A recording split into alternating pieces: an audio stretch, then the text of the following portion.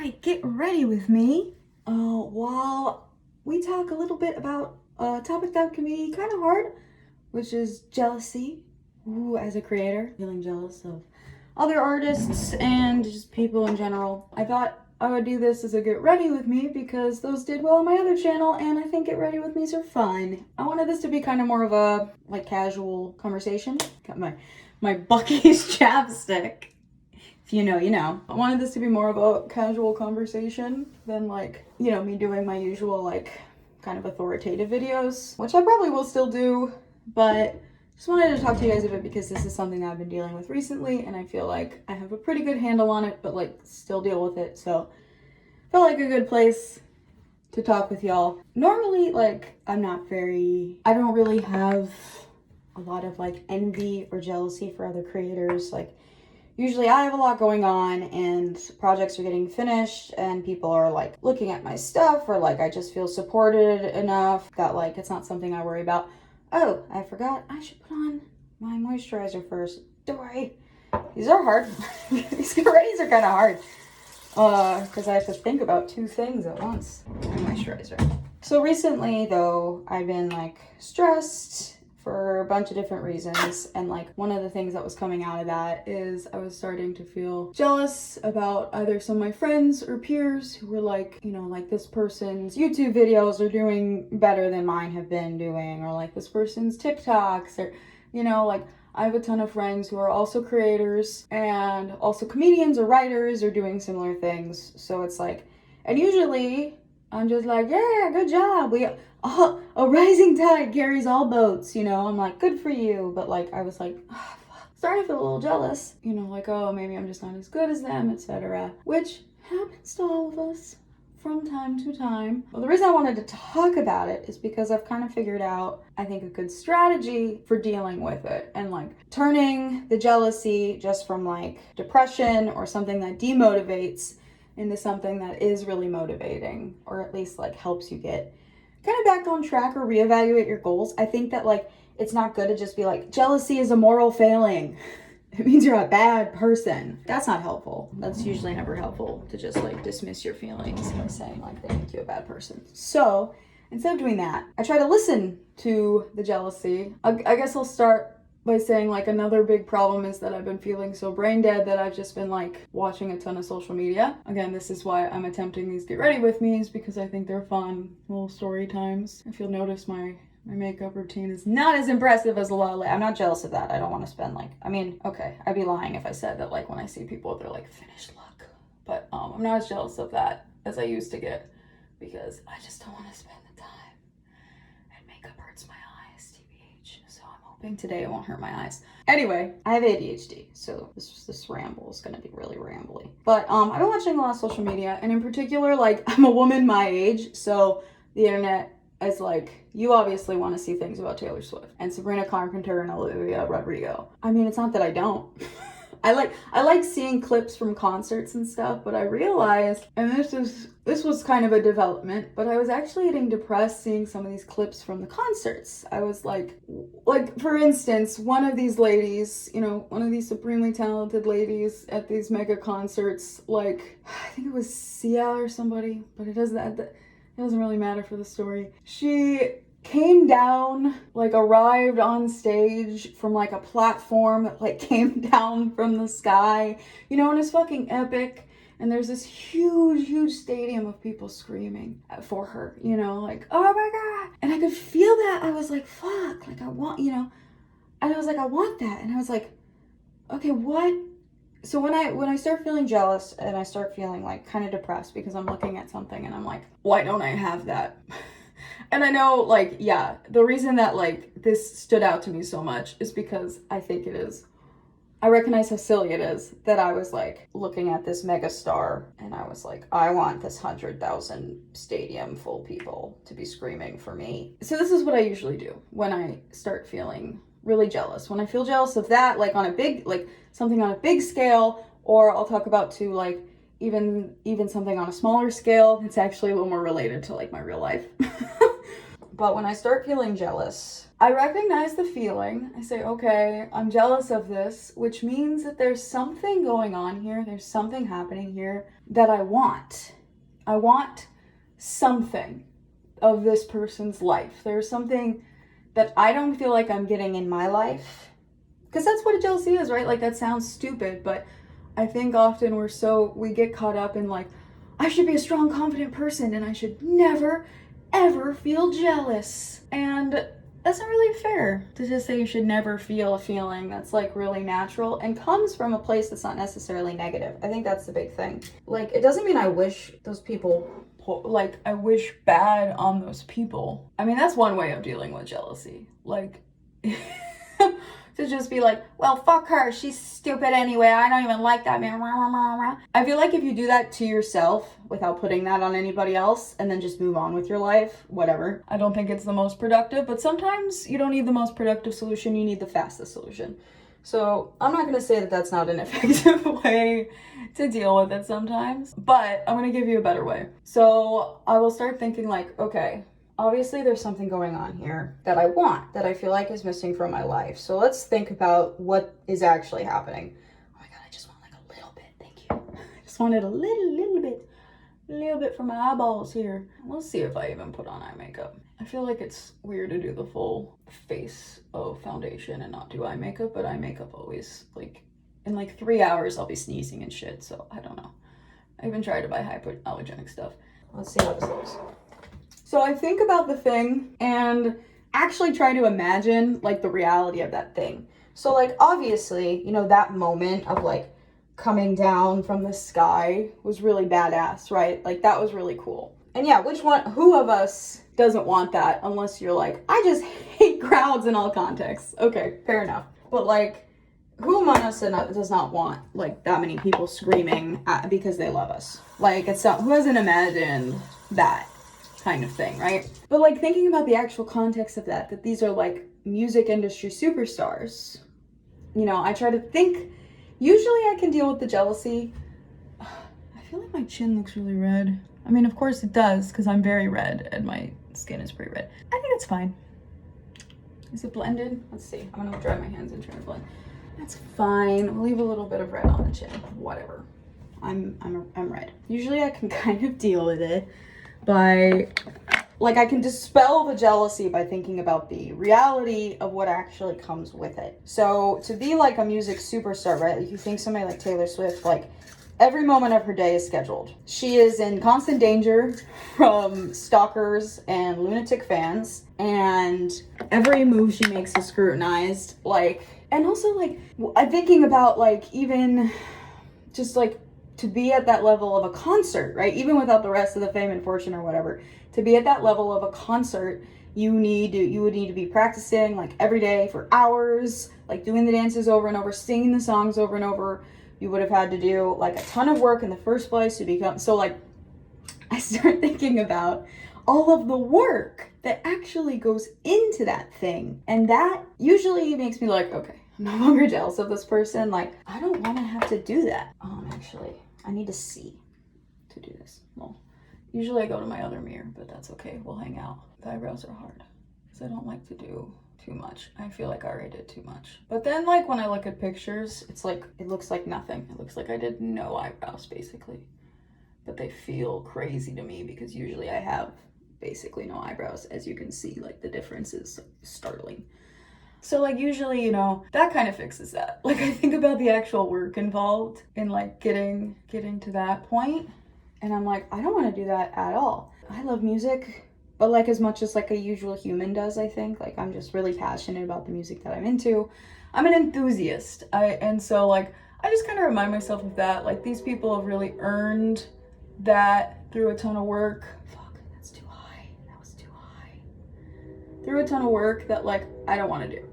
Usually that helps with stuff like that, right? Where it's like another creator, but they're doing something like, you know, even on a smaller scale, like if I was to be jealous of like a friend puts out a song and like a ton of people like it, it's like, well, Riley, do you really want that? Do you really want to go and like learn music theory? And it's like, if you do, cool, let's do it, you know? Let's fucking go. But usually I don't actually want to go learn music theory. I don't, so that helps. So then the question is like, okay, well, if I don't actually want that, I don't actually want that life, right? Do they look weird? They look weird to me, but they always look weird to me. It's like, okay, so what is it that I'm actually like wishing for? Like, what about this scene? I don't actually want to be like a music superstar, right? I don't actually want that life. It sounds horrible. I don't like leaving my house. But you know, it's all of the fans, right? So what I actually want is a lot of people engaging with my work and enjoying it. That clears things up for me, right? Okay, we are gonna do eye makeup. And I'm using this eye makeup that will hopefully not make me immediately like super allergic, because it's kind of old and my mom sent it. I don't think she ever used it, but it's kind of old. That's so silly. It's so pink. But maybe it's not as noticeable as I think it is. But I actually love that. It's kind of subtle. I was gonna also put on the purple, but now I don't know. I love this. I love the easy application of this fucking crayon. I don't think this is actually the right way you're supposed to do this, by the way. Like, I've heard that you're still supposed to do like pat it from the crayon onto something else and then put it on your eyes. But I don't care. Just up towards the crease. And then we're gonna call it, because I'm just getting ready to go like sit in the same cafe I always sit in and write. What I learned from that is like, okay, I want more people engaging with my work. I want more people reading my stuff and enjoying it. Okay, cool. So what do we do to make that happen? You know, what can we do? So I'm like, okay, I gotta share more on social media. I gotta finish more books, you know? So then I can kind of turn it into, okay, this is actually something that I want to do. This is something that I want to get done. And that really helps. I think like for something that's like a little more, it's a little harder to deal with something that I guess is closer to like my actual life goal. Like I'm a writer. I'm just using the camera to check. Well, that like eyeshadow just matches my skin pretty much, which is kind of funny because it is shimmery pink. It looks, I guess in person, it's like a little more noticeable. That's all I'm gonna do. I wanted to do like play with the purple, but I think we'll play with the purple tomorrow. Okay, I'm already getting sniffly. And I'm gonna do just really simple liner. Oh my god, my eyes are already getting red. This is why I never do this, but it's fun to do once in a while. I'm going to do just a really simple Neutrogena liner that's supposed to be hypoallergenic, and I'm just gonna do it like across. It's probably gonna look shitty, but I'm not gonna do it like under my lid, even though I don't like how that looks. Just do it like to just do the top line. Usually I also try to do it like on the lash line, but we're trying to not get an allergic reaction. We're just gonna do the top line. We are gonna put on mascara, because otherwise I think eye makeup looks weird if you do just like no mascara at all. This, I actually need a second to do this because I can't do it on this mirror. It's too far away. This is fine. I'm not a makeup guru. I'm a writer. It's like I could sit, what I always end up doing is just like trying to make it even, and then they both end up with the thickest line ever. I also lied and I did end up doing my lash line because I think it looks weird when I don't, because it's like that line is so white on me that it looks fucking weird if I don't put any liner on it. So I think that looks fine. It's cute enough. Whatever. I did my fucking eyebrows so thick it's all anyone can see anyway. Anyway, mascara, well, I say like, it can be a little harder, of course, when it's something that's like a little more similar. So like, let's say, hypothetically, I saw an Instagram post from a woman my age who's like, oh, so excited. I wrote my book, I like started writing my book 3 years ago, and now I have an agent and a publisher and it's coming out in June or something like that. You know, hypothetically, let's say, okay, this is another thing that's just not worth like leaning over. So I'll be right back again. Okay, I shouldn't have to run away as much now because the cheeks and lips are pretty simple and I can do them from farther away. You know, so let's say hypothetically, I see something like that online or whatever, and it's like, you know, it's very easy to fall into like, oh, like maybe I'm not very good. You know, this person is like at my time of life, like what are they doing that I'm not doing? But and then that's the question, right? Like what I try to turn into, okay, how do I learn from this person? Last time I started feeling jealous of like the Goodreads debut novelists, like the people who are up for that, who are like up to win a Goodreads award, and I was like, God, how did all of these people, you know, newly get agents? And I looked, and what do they have that I don't have? pretty much an MFA. An MFA does not guarantee that you're gonna publish, and I've ranted about this on my Twitch stream before, but it turns out that like a lot of these debut authors have an MFA. I don't. I have like a good degree in English.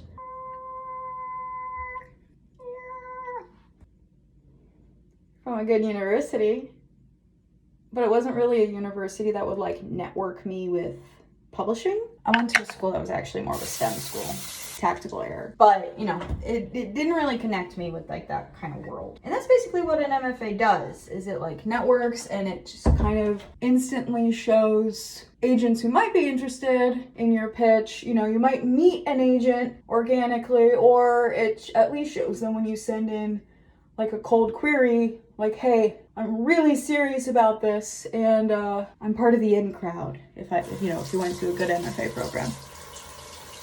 Nice. Okay, that's satisfactory. I tend not to do a huge amount of blush just because I'm nervous I'm gonna add too much, which means I end up looking pretty fucking pale. But I am pale, so oh well. So like that, you know, that gave me like a very clear like, okay, if I'm not I am published, but I don't have a literary agent. Like, I had a specific deal with a publisher before, and now I'm self-publishing. So that just kind of like made me realize, like, if I don't have an agent in, 3 years or whatever, if I don't have an agent in this amount of time, okay, we're gonna get an MFA. Because I want to do everything possible to get my writing out to as many people as possible, right? And an agent can help do that. So that became part of my plan. And so that's kind of what I do, is it's like, when I get jealous, when I see somebody has achieved the thing, I start by saying, do I really want all of that? And like, usually even with like somebody who's like, oh, I'm so excited, like I just got published. Even in that case, usually I'll look at like what they're published. Like I'll look at the details of like, okay, what are they actually publishing? And most of the time I'm like, I'm not interested in that. That's not my story. Like, it's their story and that's awesome. But I'm like, that's not something I'm interested in writing. Which helps, it helps the jealousy, because it's like, okay, they don't have exactly what I want. They have something very similar, but it's not exactly what I'm looking for. And so I can take the lessons of how did they get there, which is not just like they got an MFA. I'm not like, man, they just networked, like whatever. They wrote the book, right? So like, I can take other lessons too. Important lessons like they wrote something that was marketable. They wrote something on trend. They wrote something close to trend, but like enough forward that it could set a new trend. That's really cool. So like you can learn from that and like learn from how they market themselves online, etc. It's hard to talk while doing this part. So I guess that's like kind of my process there is, one, identify the feeling, admit you're feeling jealous. Recognize that you're looking at this other person and you're saying, I want something that they have in their life that I don't think I have. And then once you've established that, try to figure out what it is that you want. What actually is it? It's not, like, you probably don't actually want Taylor Swift's life. And if you do, go follow her blueprint. Do whatever you can to make it happen. Her blueprint also required, like, getting a $300,000 investment from her parents. But, like, follow it as best you can, Like, try to learn from the people who you are jealous of. I hope I don't get eyeliner all over this nice shirt. From Omega Mart, from the creators of Meow Wolf. Pretty cool thing in Las Vegas. Because jealousy's there for a reason. It's not just like weakness. It is a sign that you feel like there's something missing from your life, but that can be very motivating and it can show you what to do next. So if the jealousy is just slowing you down, like you need to do deeper work on it, probably with a therapist.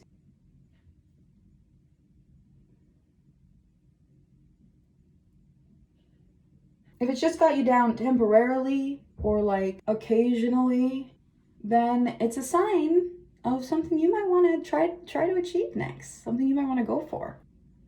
Oh no, that's an overline. I don't really like overlining my lips because I'm bad at it. Like, I'm not good at it. And I just like barely, sometimes I'll just like, I try to stay on the line, but sometimes I go a little bit over and I'm like, no. That doesn't look even. Whatever. None of us are entirely symmetrical.